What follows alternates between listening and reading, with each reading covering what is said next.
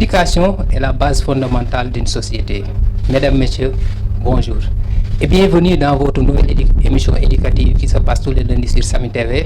Comme vous le savez, tous les lundis, on reçoit ici des acteurs du système éducatif pour parler justement des questions relatives à l'enseignement de façon générale, quel que soit le cycle. Ça peut être le moyen, ça peut être l'élémentaire, ça peut être le niveau même supérieur ou bien le niveau secondaire.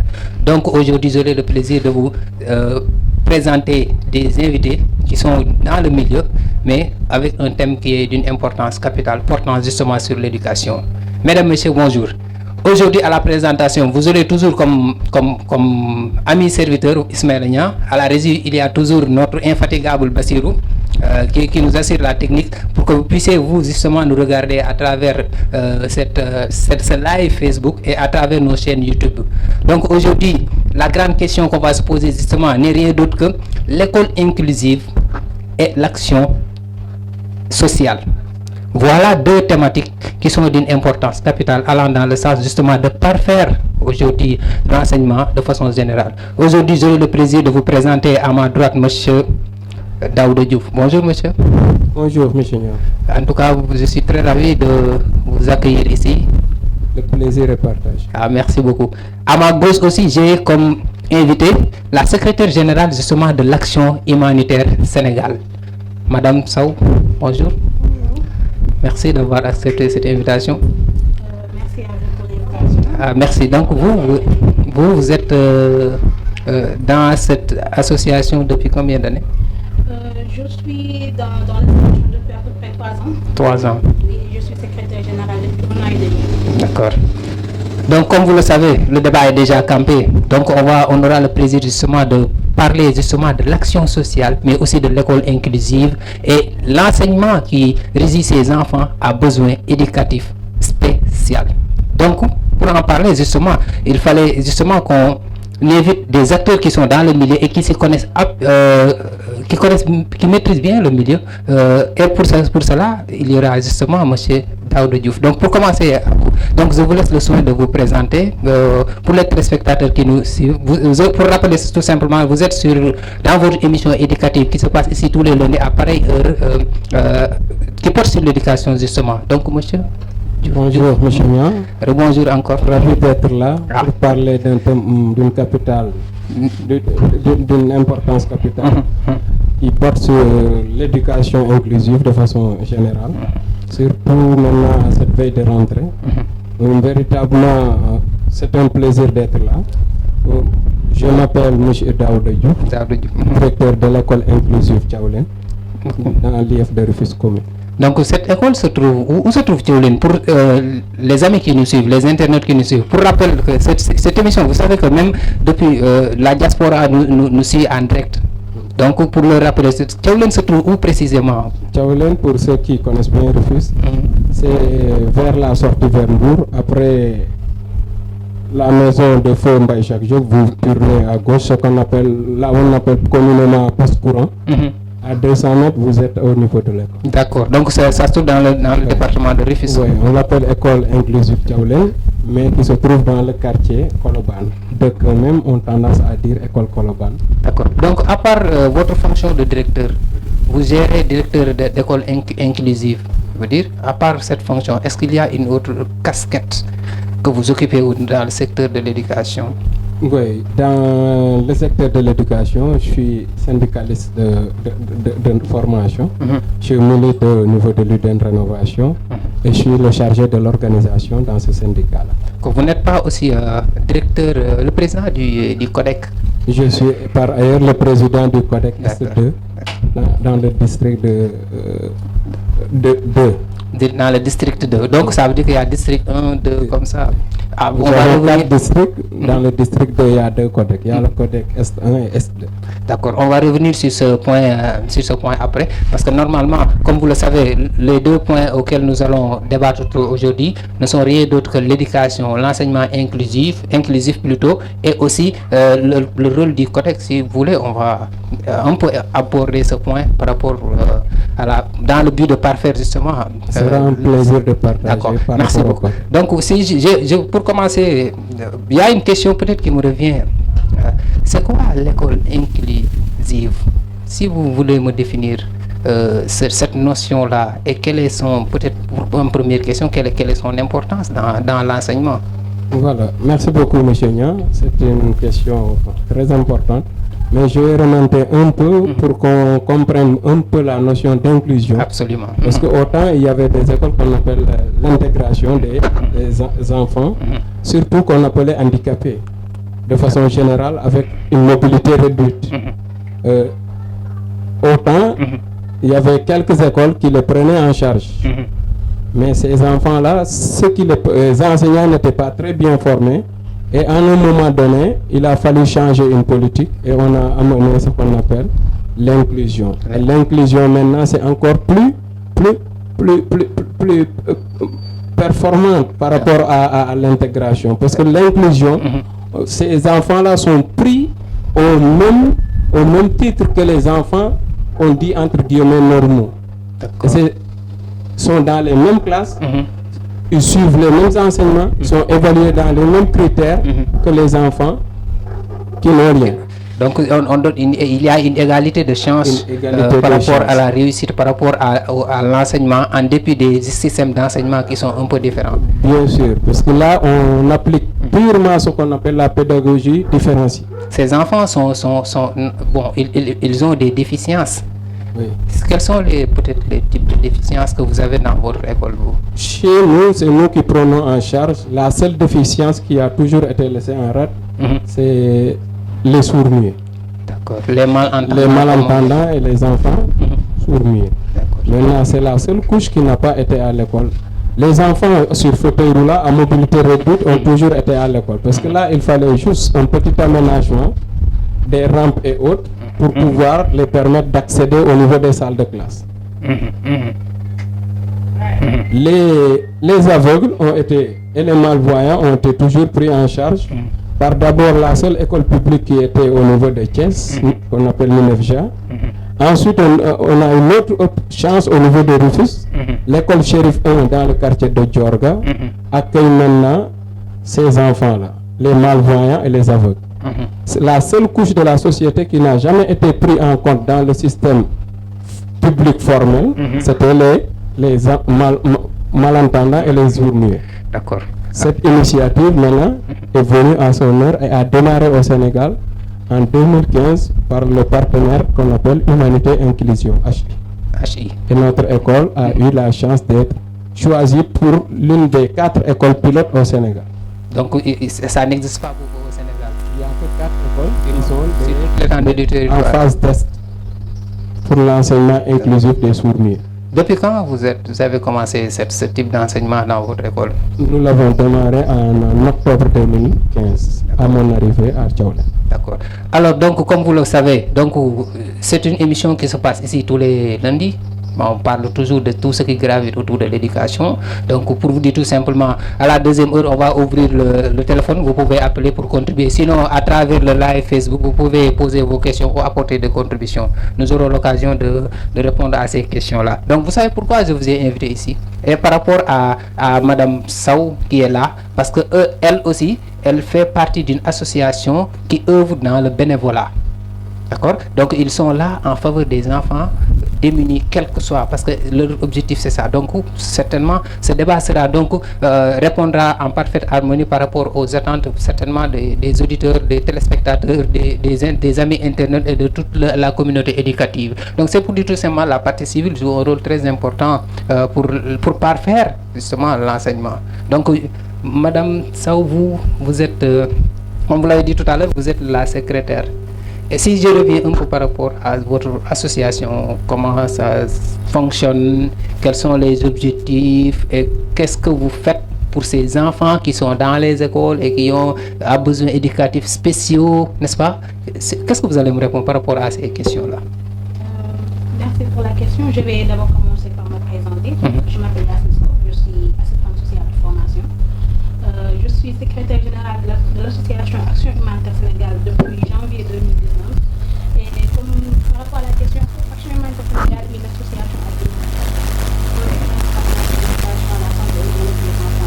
alors, c'est pas spécifiquement sur le volet éducatif qu'on agit. Mais vous avez un volet éducatif. Exactement. Il y a un volet sanitaire et un volet social.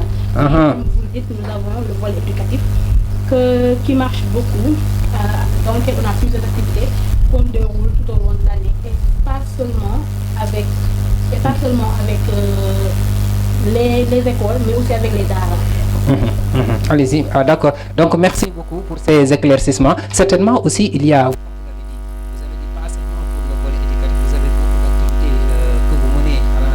du volet sanitaire, du volet social, du volet éducatif, etc. Mais ce qui est important, c'est que, bon, peut-être que si vous mettez l'accent sur le volet éducatif, parce que l'enseignement, l'éducation, c'est le pilier le plus important pour moi, dans une société. Donc, est-ce que vous avez, par exemple, dans votre action humanitaire, nous profitons de l'occasion pour saluer ceux qui nous suivent, en particulier Jano, vous connaissez Jano, n'est-ce pas? Oui, Jano est un membre fondateur. Ah d'accord, c'est lui le membre fondateur. Voilà,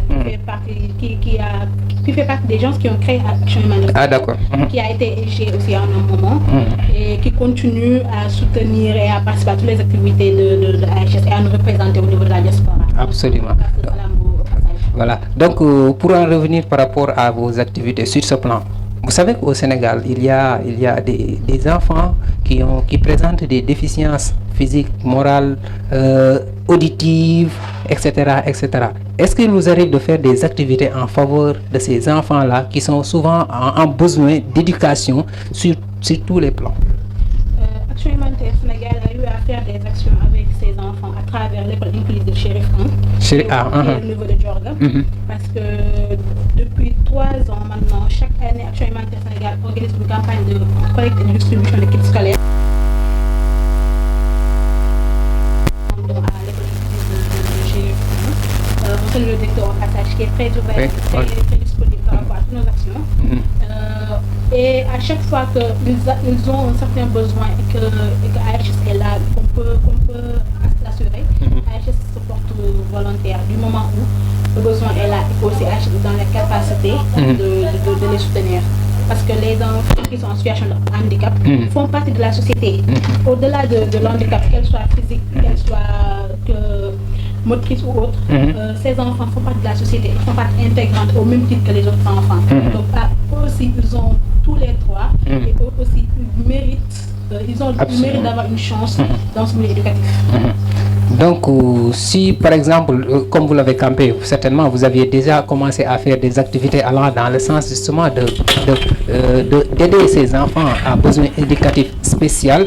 Donc, est-ce que aussi, à part l'école Djorga Chérif, est-ce que vous pouvez, par exemple, vous avez d'autres écoles où vous intervenez allant dans le sens là? D'autres écoles allant dans le sens des enfants qui sont en situation de handicap. Non, on agit juste au niveau de Djorga 1, parce que c'est notre principal partenaire dans le domaine.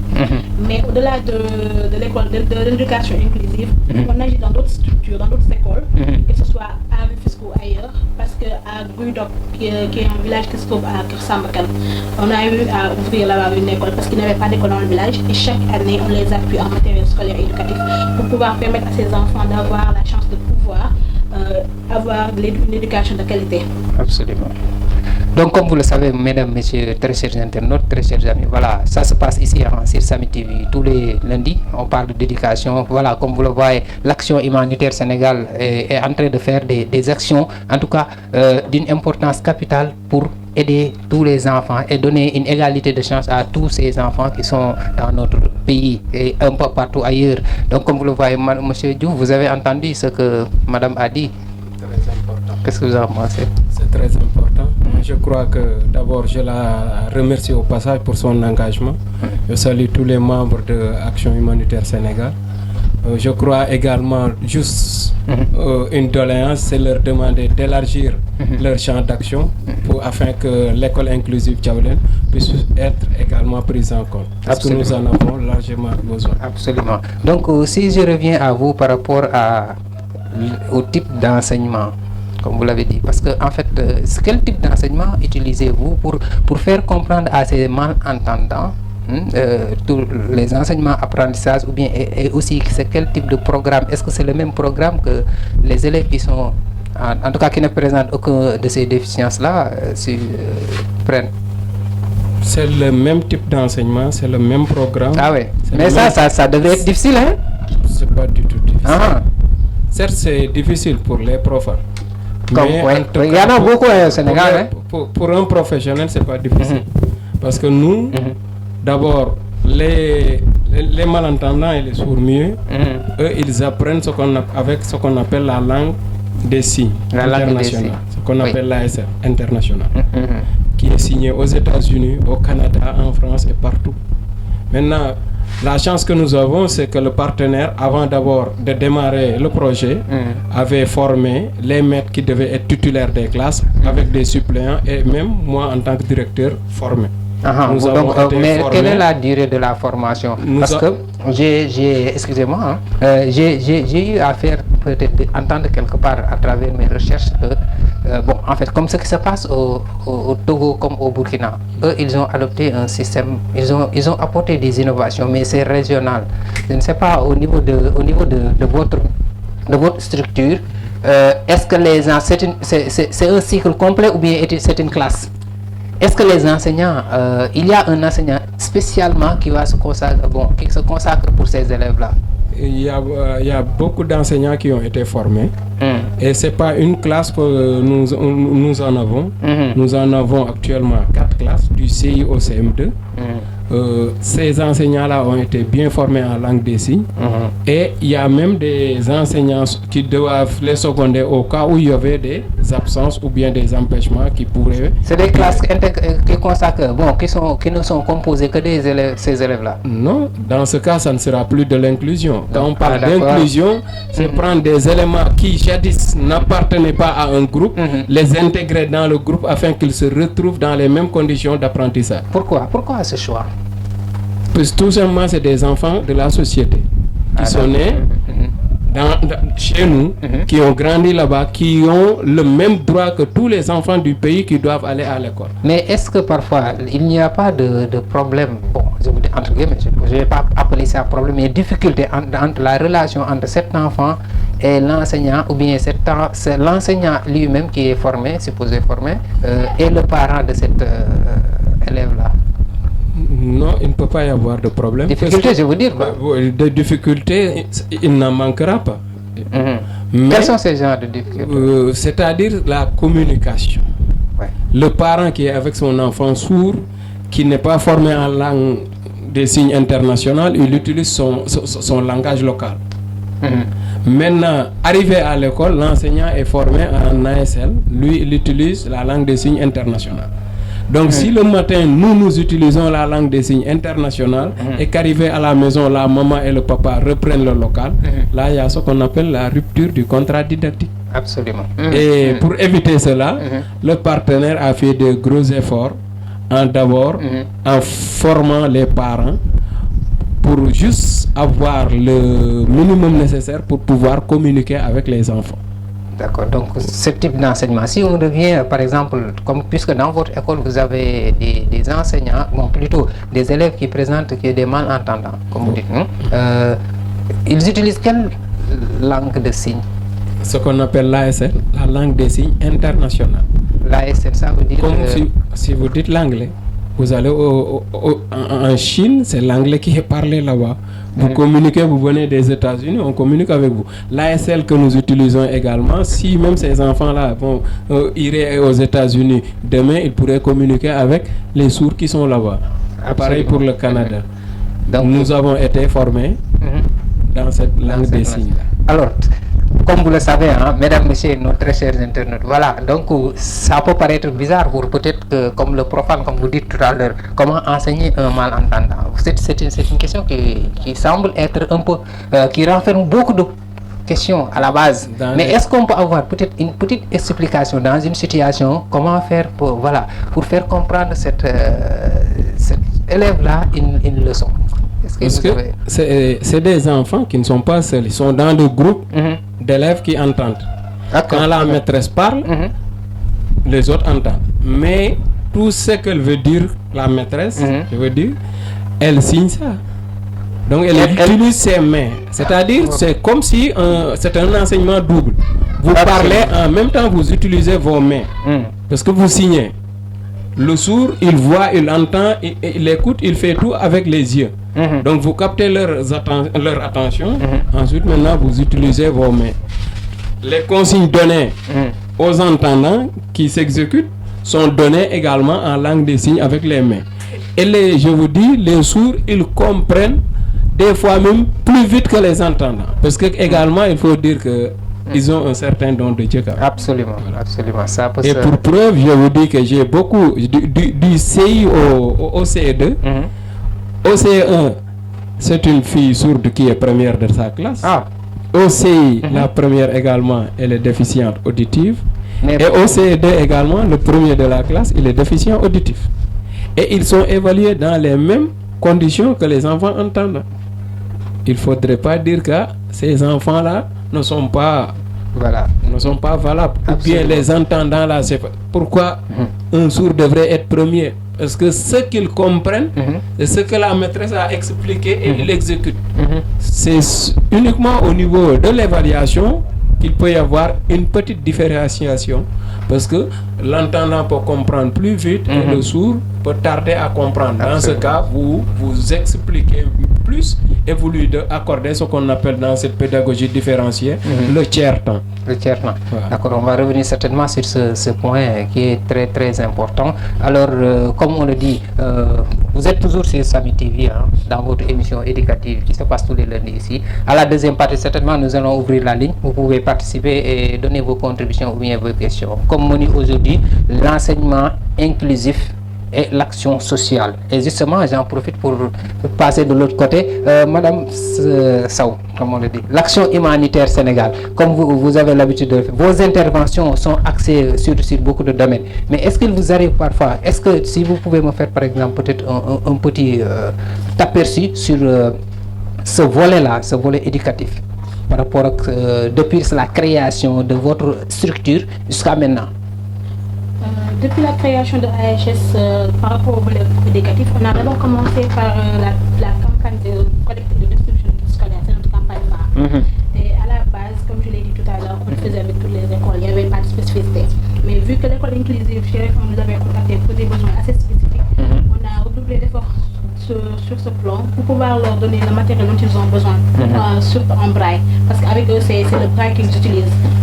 Et au-delà de ces écoles, on a commencé l'alphabétisation des enfants talibés pour pouvoir leur donner à eux aussi la chance de pouvoir lire, écrire et comprendre le français et de pouvoir s'assurer un temps soit peu dans le monde qui les entoure, parce qu'eux aussi, au-delà de l'éducation qu'ils reçoivent, ils sont dans une communauté qui est assez spécifique. Absolument. Ils ont aussi besoin de s'intégrer. Absolument. C'est une question que je voulais aborder et vous m'avez donné l'occasion. C'est-à-dire que le regard de la société, directeur, c'est quelque chose qui souvent, par exemple, si on voit, parce que j'ai suivi dans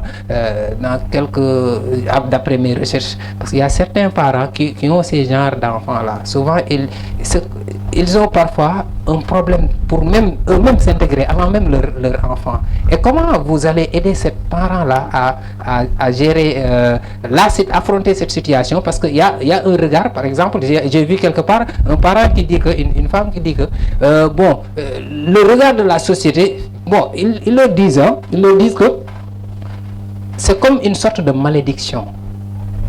Donc c'est comme une sorte de malédiction. Et cette malédiction va naturellement impacter justement cet enfant-là. Certainement, je vais rebondir sur cette question avec vous avant que vous apportez des éclaircissements. Certainement, vous êtes plus censé comprendre tout ça. Alors, puisque vous êtes dans le milieu. Allez-y. Alors, le regard de la société pose sur plusieurs personnes à plusieurs niveaux. Par rapport à l'enfant qui est en situation de handicap, le regard de la société pèse d'abord sur sa famille, parce que comme vous l'avez dit, on dit que c'est une malédiction, alors que ce n'est pas le cas. Cet enfant est né avec une spécificité, et en rapport avec cette spécificité, elle a besoin de soins spécifiques, elle a besoin d'une certaine condition de vie qui est différente des personnes qu'on dit non, entre guillemets. Alors ce regard de la société pèse sur les parents, la mère le plus souvent, plus sur la mère, ensuite sur l'enfant, parce que l'enfant se voit différent. L'enfant se voit différent de ses amis, des gens du quartier qu'il regarde, et il se dit j'ai un handicap, soit c'est auditif, soit c'est visuel. visuel, soit c'est physique, moteur.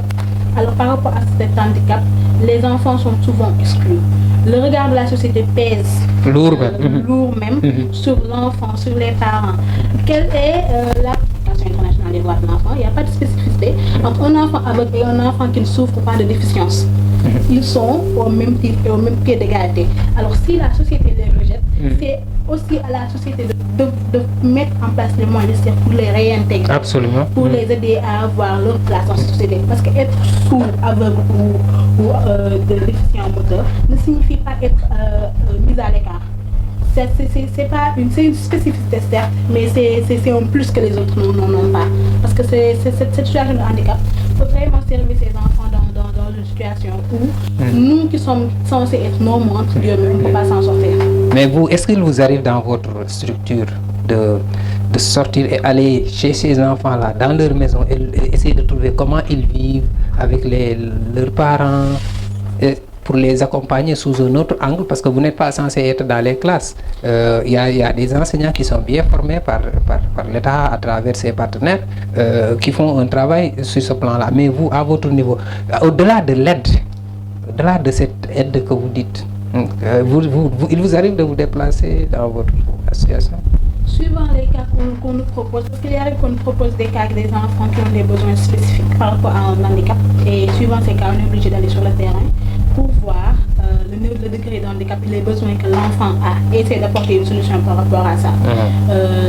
Au passage, je remercie la commission chargée des missions qui se déplace très souvent par rapport à ces cas pour pouvoir vérifier le degré de handicap, le besoin réel de l'enfant et pour pouvoir poser le problème pour qu'on puisse trouver les solutions qui pourront l'aider à aller mieux dans sa vie quotidienne. Alors, est-ce que aussi vous avez des cas où vous avez vu une grande réussite, par exemple, suivre un enfant du primaire, du CI jusqu'au CM2? Est-ce que vous arrive d'avoir, par exemple, un résultat, en tout cas, qui a été un fruit d'un travail et d'un suivi? Pour un même enfant? Pour un même enfant. Non, on fait pas on n'a pas eu à faire du cas par cas.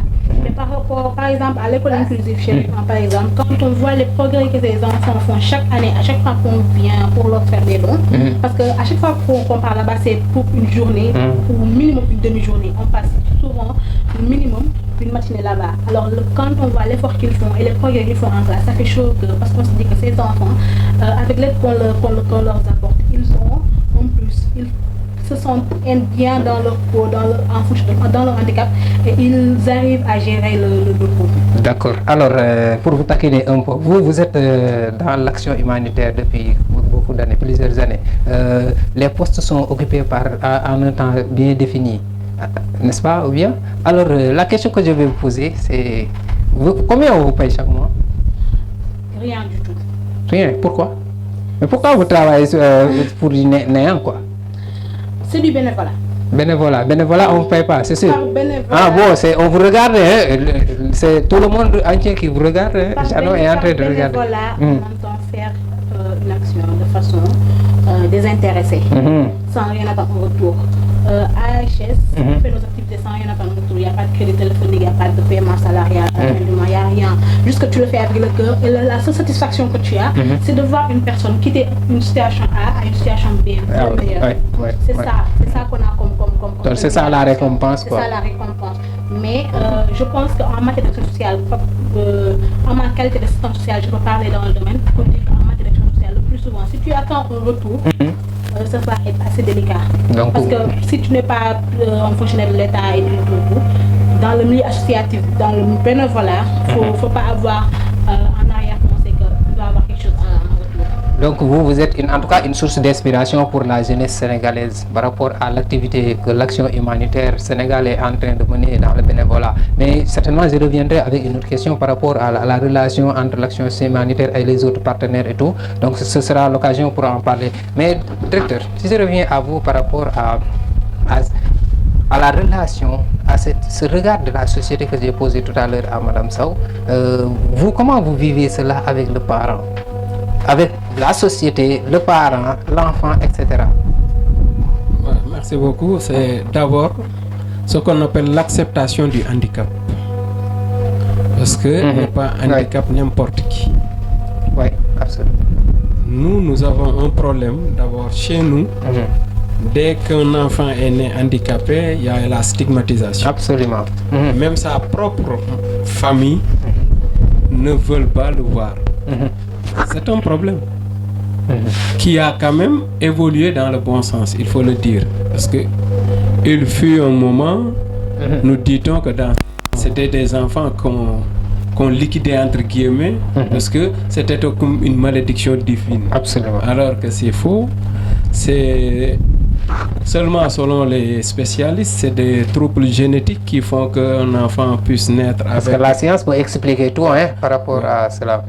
Qu'un enfant puisse naître avec un certain handicap. Maintenant, nous, en ce qui nous concerne, avant d'abord de démarrer ce projet-là, on a d'abord mis en place ce qu'on appelle une commission chargée de l'inclusion.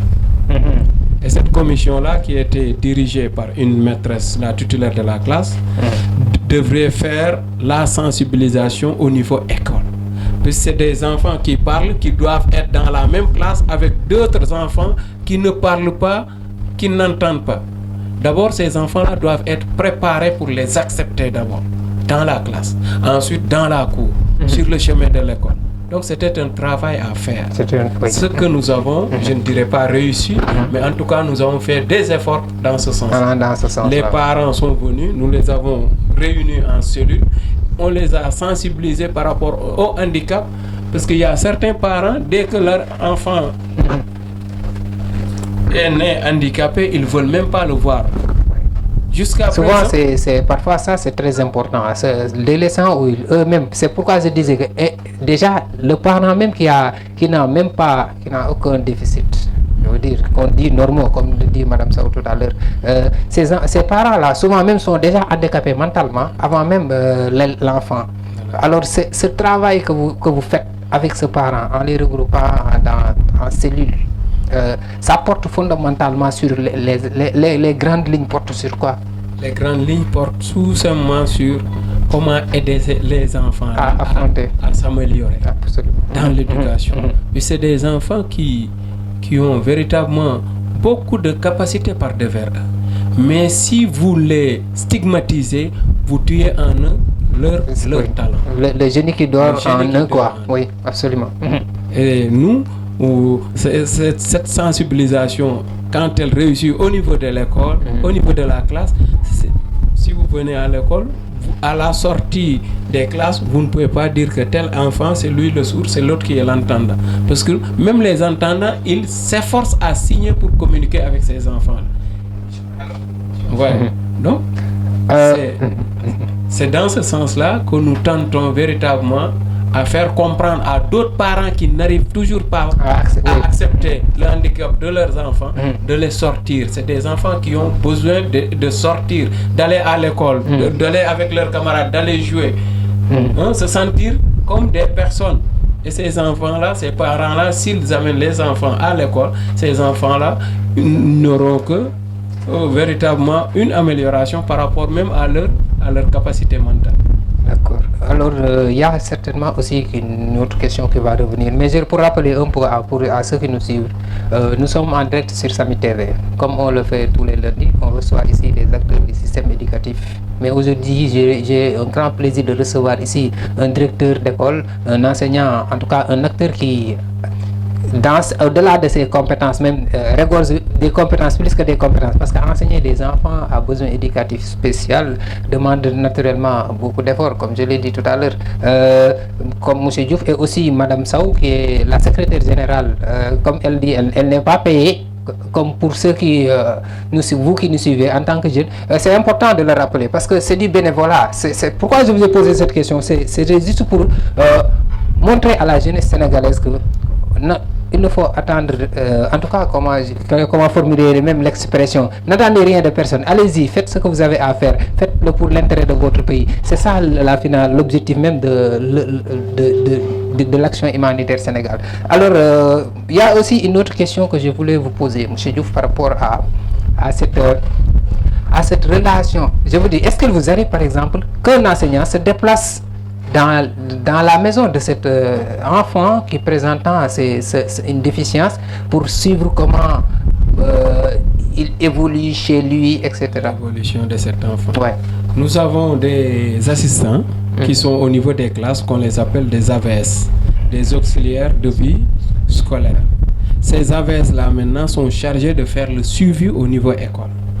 Voir d'abord, il y a ce qu'on appelle un PSI, un plan de soutien individualisé, ce qui est un document élaboré en relation avec le parent, avec le maître ou la maîtresse de l'enfant, mais aussi sous la supervision du directeur. Maintenant, cet assistant-là, il va au moins 2 fois dans la semaine au niveau des domiciles des enfants pour voir. Les parents vont lui dire que est-ce que l'enfant réellement a changé par rapport à son aspect social, à son aspect par rapport à l'aspect éducation, est-ce qu'il y a des améliorations? Parce que dites-vous bien qu'un enfant qui n'entendait pas, qui ne parlait pas, qui est là à la maison, envoie uniquement à la boutique ou bien à ces petites commissions-là, cet enfant-là qui arrive maintenant à sortir son ardoise, poser une opération, l'effectuer correctement, écrire son nom, le nom de son papa, etc. Là, cet enfant-là, personne ne peut nous dire qu'il n'a pas eu d'amélioration. Absolument. Voilà.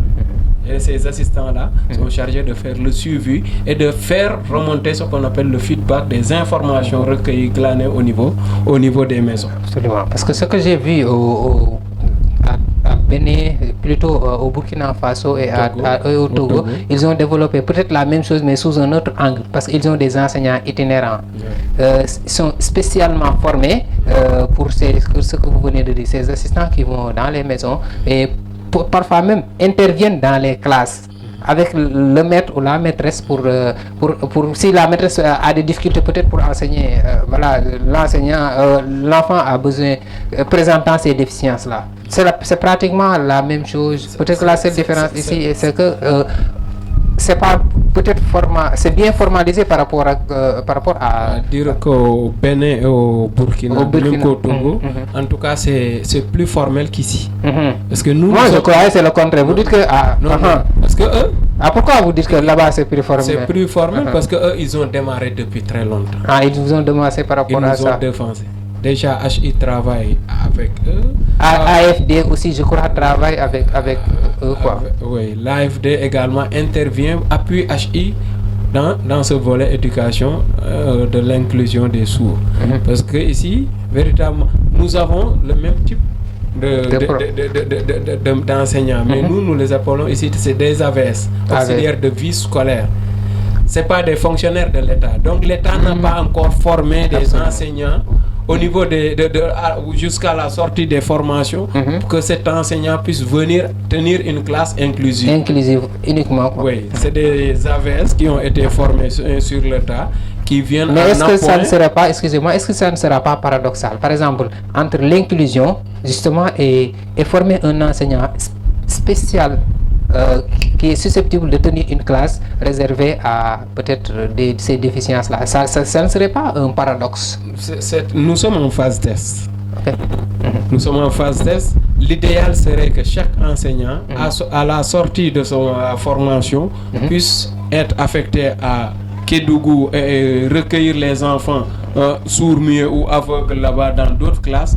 C'est ça l'idéal. Mais comme nous n'en sommes pas encore là, nous sommes en phase test.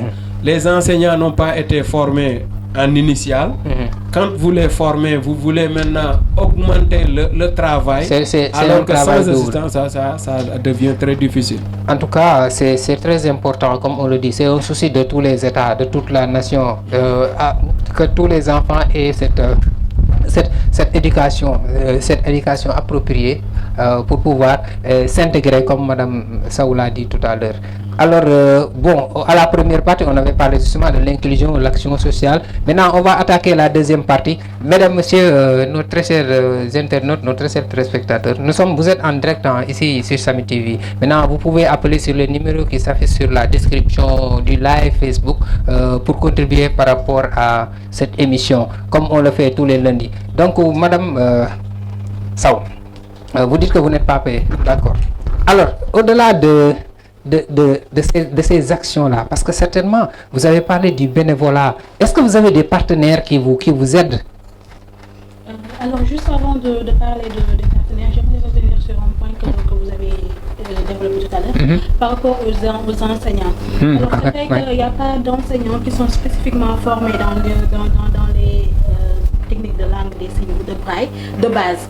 Mais il faut aussi noter qu'il y a une école au Sénégal qui forme des personnes en formation et réinsertion des personnes en situation. C'est l'école nationale des travailleurs sociaux spécialisés qui est au niveau qui est à Point E. C'est un démembrement de l'État ou bien c'est privé?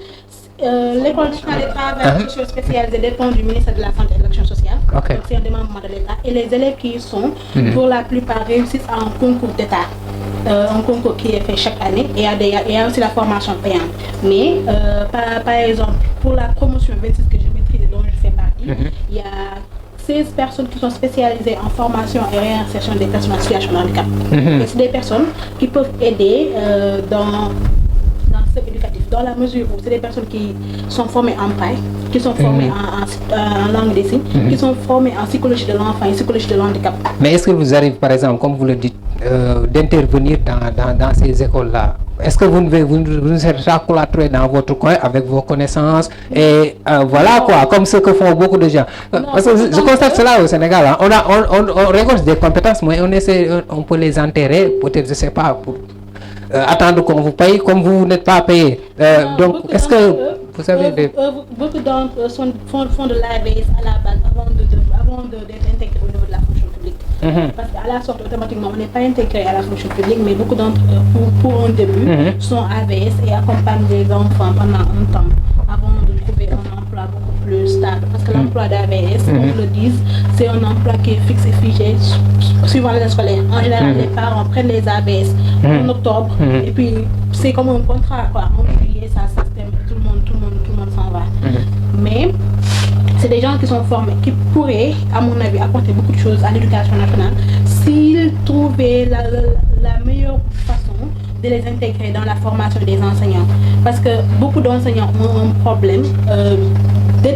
À la base, ils ne sont pas formés à l'éducation inclusive, mais une fois affectés au niveau de la zone, et que dans la zone, une fois affectés à Tchaoulène par exemple, ils doivent être reformés en langue des signes et en braille. Or, ces élèves de l'INTSS sont formés pendant 3 ans en ça. Donc, ils sont carrément spécialisés par rapport à ça. Et qui peuvent, à mon avis, apporter une grande aide à l'éducation nationale. Vous savez, le paradoxe que je disais tout à l'heure à M. Diouf, c'est-à-dire que l'inclusion et cette spécialisation, dès l'instant où il se spécialise sur ce type d'enseignement, par rapport à la finalité de l'inclusion, ce ne serait pas possible. Peut-être que soit on doit former l'enseignant sur les deux méthodes d'enseignement. Voilà, sinon ça devient paradoxal même, ou bien en contraste avec l'objectif même de l'enseignement inclusif. C'est ça, c'est une question. Bon, ça c'est juste mon point de vue par rapport à... C'est pas paradoxal, mais c'est un peu assez compliqué à gérer pour un enseignant qui n'est pas... Oui, parce qu'au Togo comme au Bénin, j'ai vu dans certains documentaires des enseignants se plaindre parce que non seulement la formation n'est pas suffisante, mais aussi la façon dont ils se débrouillent. Pour gérer ces élèves-là. Et eux aussi, puisque c'est un peu compliqué, parce qu'il y a toutes les sortes de déficiences qui peuvent se présenter dans une même classe. Et pourtant, ils parviennent à gérer cela. Effectivement, il y a toutes sortes de déficiences qui se présentent dans une classe. Et c'est que la formation se fait sur le tas pour le plus souvent. C'est pour une durée. Une personne qui est formée, par exemple, les enseignants sont formés pour une durée d'1 an dans le domaine de l'éducation. S'ils étaient formés en même temps dans les techniques de braille et de langue des signes, ce serait beaucoup plus garanti, ce serait beaucoup mieux pour eux. Car c'est dans leur productivité que ça va jouer. Mais comme on le dit, c'est en phase texte. Peut-être que dans la deuxième phase, il y aura des améliorations qui vont se faire par rapport à ça. Parce que bon, il y a beaucoup de progrès qui se font depuis 2015. Donc, on ose espérer que dans les années à venir, ce sera beaucoup mieux. Donc vous, dans votre association, vous avez ouvert une école spécifique? Oui, donc. Non, mais c'est pas une école inclusive. Inclusive. Non, c'est une école normale, basique, pour juste des enfants qui... Ah, vous cherchez de l'argent donc? Non, on l'a ouvert parce que le village en avait besoin. Déjà, les élèves faisaient... Les élèves paient combien là-bas? Ils paient rien. Ils paient rien. En fait, tout ce qu'ils paient, ça ne revient pas à HS. Ah, ils paient quelque chose.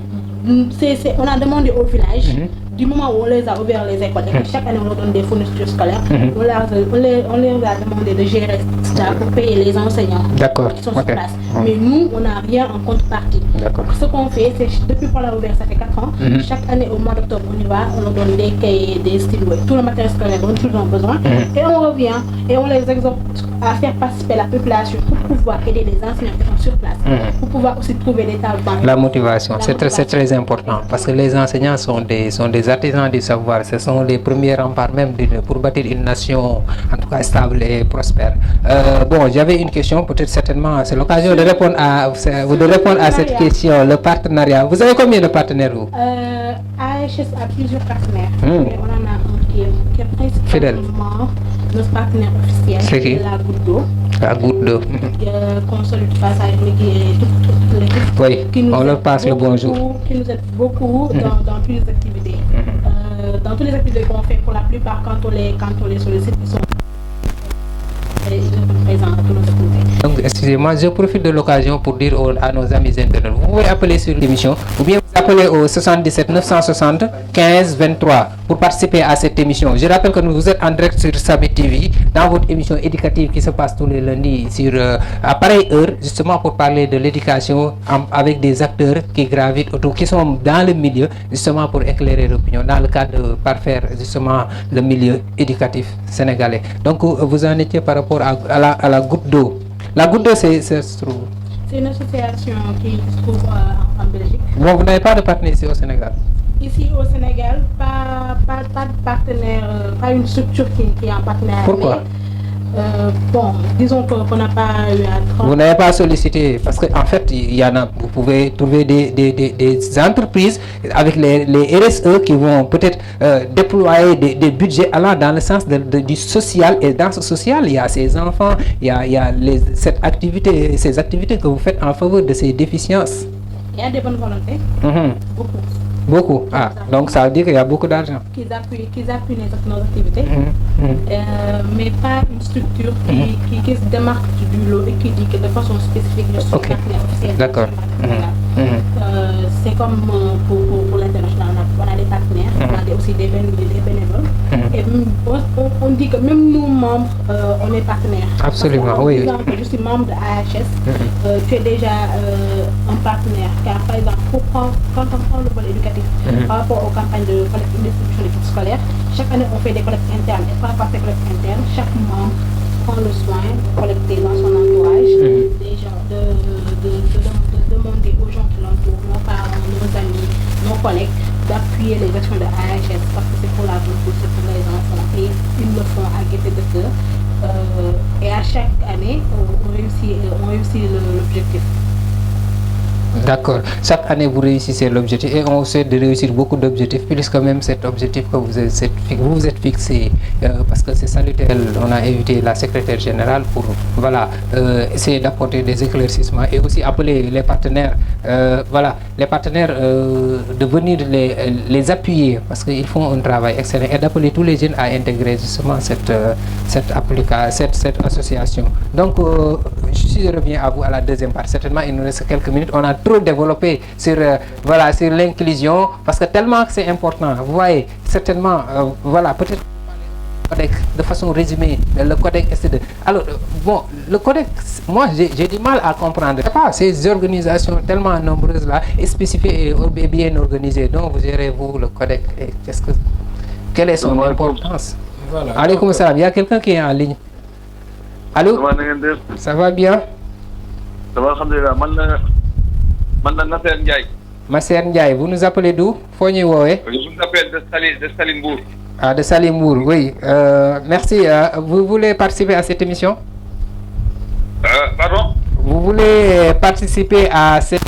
Parce que je suis membre de l'Action humanitaire Sénégal. Ah, d'accord. Vous voulez apporter vos témoins. Mais de façon un peu ramassée, qu'est-ce que vous pouvez nous dire un peu par rapport à cette association? Parce qu'il nous reste un peu de temps, quoi. Je sais pas. Bon, c'est pas encore... Ah, d'accord. Je voulais dire, il nous reste un peu de temps. Qu'est-ce que vous pouvez nous dire par rapport à AHS? Non, c'est pas clair. C'est un problème de réseau. Oui, en fait, je voulais juste remercier Yacine. Je voulais remercier vraiment Yacine. Parce que vraiment, elle abat un travail colossal. Ouais, ça se voit. Au sein de l'association, quoi. Voilà, bon, je tenais à vraiment, parce que là, je suis l'émission. Je voulais, en tant que membre, les remercier, quoi. Ah oui. En tout cas, merci beaucoup. D'accord, merci. C'est un plaisir. En tout cas, ça montre que l'émission est suivie partout. Même d'ailleurs, parfois, on a des appels qui viennent de la diaspora, depuis la France, comme ça. C'est juste pour dire que voilà, ça se passe ici sur Summit TV. Toujours copier mes amis égalés, surtout dans votre émission éducative. Ça passe tous les lundis ici, à pareille heure. Donc, comme on en était par rapport à cette subdivision codec, CAPEP, truc comme ça. Ça veut dire quoi ça? Allô? Allô, oui, salaamaaleykum. Waaleykum salaam. Kookal la? Man la Sima Mbodj. Ah d'accord, tey waay tey daa mel ni waa ak ASS dañu kii nu mu demee noonu. Allô? Est-ce que vous m'entendez? yaa ngi may dégg bu baax? Yacine. Allô, Dima? Oui, ça va bien. Ça va bien, si jàmm. ñu lay féliciter, di la encourager, di la remercier encore ci nekk sur le plateau représentant ASS. Macha Allah, centre bu dynamique bu dëggu bu am parce que li ñu def tamit. Di la encourager au nom de ASS, le remercier aussi ci sa disponibilité. Yàlla mottali lépp xaar. Amiin. Donc xam nañ lépp li ñu bëgg a def ñu bëgg a ñu remercier Djuma parce que pratiquement Djuma membre bu actif la. fu mu mën a activité daf ñuy toog. jóge daayira wala dara sax ñëw fekk. D'accord. Merci à toi, merci à tous les membres fu ñu mën si nekk na seet même chose. En tout cas, c'est très important ce qu'elle vient de dire par rapport à l'engagement. Ça veut dire que je vous taquinais tout à l'heure en parlant de rémunération. Ça veut dire que l'engagement est déjà là et on vous en félicite. Alors, doyen, je vous laisse. Sinon, voilà, parce que l'émission c'est comme ça. À chaque fois qu'on ouvre la ligne, voilà, ça devient comme ça. Donc, rapidement. Tout à fait normal. Donc, vous savez, au niveau de l'inspection et de l'éducation et de la formation, il y a un pool d'inspecteurs qui est là. Et il y a un certain nombre d'écoles à superviser. Ces écoles-là maintenant sont découpées en districts. Ok. Et maintenant, ces districts-là maintenant forment des codecs. Nous avons 3 districts au niveau de l'IF de Rufisque commune. Et ces 3 districts-là sont composés de 4 districts. Allô, oui. Allô, oui. Ouais. Qui est le nom? À l'émission. Oui, comment vous appelez? Je m'appelle Hassan Sarr. Hassan Sarr, bonjour. Bonjour. Ah, c'est ASS qui appelle, on dirait. Oui, rapidement, pour intervenir par rapport à cette émission. Oui. Bonjour Hassan. Bonjour, je m'appelle Hassan Sarr, membre de Action Humanitaire Sénégal. Donc, je suis membre de la commission communication, ancien président de la commission éducation. Ah. C'est vous qui devez être là. Pourquoi vous avez fui? Voilà, donc je vous suis depuis le début. Donc, déjà, je félicite notre secrétaire général et le directeur de l'école inclusive et vous-même. Merci beaucoup.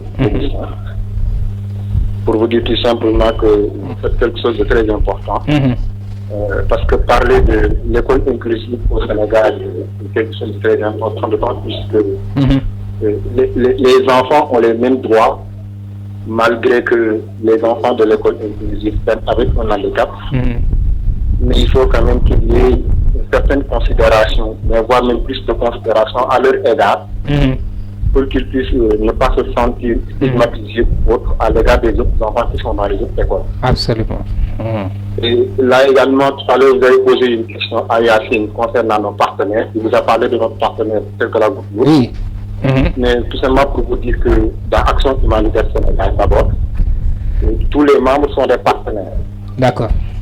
Parce qu'à chaque fois que nous avons des activités, ce sont les membres qui cotisent d'abord pour qu'ils puissent financer les activités et les projets de l'action humanitaire au Sénégal. Peut-être que vous avez parlé également de questions très importantes concernant le partenariat au niveau du Sénégal. Pour vous dire qu'il n'y a pas assez de partenaires structurels, c'est-à-dire que les grandes entreprises comme le fonds, par exemple, la Goutte d'eau, ou les grandes associations, etc. D'accord.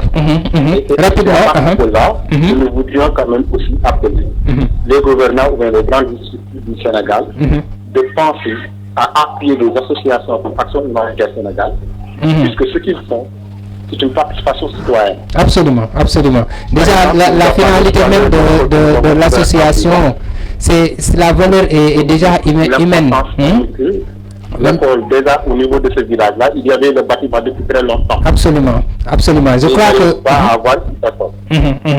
Donc, avec les maigres moyens de humanitaire Sénégal, je le dis, où on peut les collectes et les membres ont proposé jusqu'à ce qu'on parvienne à avoir beaucoup de scolaires. Et là également, nous ne sommes pas tout simplement restés pour ouvrir une école, mais sur l'ensemble des écoles qui se trouvent au niveau de la commune de Kessambaka. Voilà, il me reste quelques minutes. Ces communautés scolaires-là. Voilà, certainement, j'aurai l'occasion de vous accueillir ici sur ce plateau, n'est-ce pas, madame, pour un peu développer par rapport à cette dimension-là. Donc voilà, j'étais juste sur M. Diouf pour synthétiser un peu la subdivision que vous disiez tout à l'heure, district, truc comme ça là. J'ai dit donc le pool d'inspecteurs qui est là. Je vous entends mal là. Allô? Allô, oui. Qu'est-ce l'honneur? Allô? Allô, oui. Oui, je vous entends mal. Ah, je vous entends très bien, moi. Je ne sais pas. C'est à cause des aléas du réseau. Hein. Est-ce que vous m'entendez maintenant? Ah, yeah. Donc, vous continuez rapidement. Voilà, donc j'ai dit, le pôle d'inspecteurs chargé de contrôler toutes les écoles là doivent le faire dans une parfaite organisation. C'est en ce moment-là qu'ils ont organisé la commune en 3 districts. Ok. En 3 districts, district 1, district 2, district 3. District 3. Et maintenant, chaque district, les écoles sont organisées en codec. D'accord. Certainement, malheureusement, le temps ne nous a pas permis de... Nous avons la chance et l'honneur de diriger le codec Est-2. Parce qu'au niveau de l'Est, il y a plus d'écoles qu'au niveau du Nord ou bien de l'Ouest. Nous en avons 19 écoles publiques et privées au niveau de l'Est. C'est à que des écoles publiques? Non. Il y a également des écoles privées, mais en tout cas, il y a les 19 écoles, les 8 font partie de Est1 et les 11 font partie de Est2, le district que je dirige, avec 12 autres écoles privées de l'élémentaire. On dirait que les écoles privées sont plus nombreuses que les écoles publiques. Ça, c'est visible, quoi. Donc, c'est l'occasion de vous laisser passer votre dernier mot et de passer un message. Voilà, donc je vais vous remercier naturellement. Ah, c'est moi qui vous remercie remercie. Par l'invitation et remercier toutes les oui, allez-y. Les spectateurs de Sami TV, oui. Et également remercier l'équipe pédagogique de l'école inclusive Tchaoulène. Remercier également Madame Yacine. Il va falloir après vous entrer en contact avec cette école. Voilà, donc véritablement ça a été un plaisir d'être là et de partager avec vous par rapport à l'inclusion de façon générale au niveau de l'éducation. En tout cas, c'est moi qui vous remercie. On pouvait passer toute la journée à parler de l'inclusion, voilà, de l'enseignement, parce qu'on a beaucoup de choses à dire par rapport à cela dans le cadre de parfaire justement. D'accord, merci. Comme vous le dites, ça se passe ici sur Sami TV, tous les lundis à pareille heure. Donc, on reçoit des acteurs du système éducatif. Au menu de ce lundi, nous avons statué par rapport justement à l'inclusion, à l'enseignement. Ces enfants à besoins éducatifs spéciaux, justement. Nous avons eu le plaisir d'avoir la chance justement de recevoir un directeur qui gère des enfants qui présentent ces déficiences ici à Rufisque. Par la même occasion, le volontariat, entre guillemets, ou le bénévolat, si vous voulez, en faveur de ces enfants-là, revenant à la partie civile. Nous avons eu la chance de recevoir sur ce plateau les membres de l'Action humanitaire Sénégal, représentés ici par leur secrétaire général. Donc, à la cabine technique, il y avait Ismaël Agnan, votre serviteur de tous les temps, sur Sami TV. Aujourd'hui, À la cabine technique aussi, il y a Laïdien, et aussi il y a Bassirou Sek qui nous ont assuré la transmission pour que vous puissiez nous suivre en direct sur Samy TV. Donc, je remercie aussi mon ami, mon frère, l'homme de leadership, monsieur Djedjou, qui vous a assuré aussi une transmission dans le cadre de vous servir et servir toute l'humanité. C'était un plaisir de vous servir dans votre émission éducative qui se passe tous les lundis ici sur Samy TV. Je vous donne rendez-vous la semaine prochaine avec d'autres invités sur ce même plateau. Merci.